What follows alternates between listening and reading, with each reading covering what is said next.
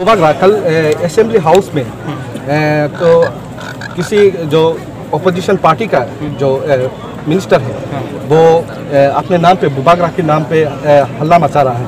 तो क्या बीजेपी और आईपीएफटी गवर्नमेंट क्या तिपरा मोथा के लिए कांटा बन गया है?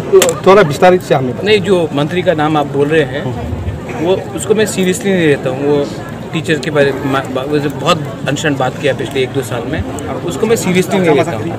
अगर ये बात विप्लव देव ने बोला होता या ये बात विष्णुकर्ता ने बोला होता तो मैं सीरियसली लेता। ये आदमी शायद थोड़ा सा उनको थोड़ा सा हेल्प भी चाहिए, बहुत प्रेशर में है वो, उसके एरिया से खुद तिपरा मोथा जीत रहा है तो शायद वो फ्रस्ट्रेशन में उससे कुछ बोल दिया है। लेकिन बात क्या है कि हमारा फाइट अपने लाइन में है, उनका फाइट हमारे खिलाफ है, लेकिन हम किसी के खिलाफ नहीं, हम तिपरा के लाइन में चल रहे हैं, हम अपने लाइन में चल रहे हैं। अगर उनको प्रॉब्लम है तो काउंटर करने बोलिए, लेकिन किसी को पर्सनली अटैक करके कुछ फ़ायदा नहीं होता, नुकसान उन्हीं का होता है और वो लोग कर रहे हैं अपना नुकसान।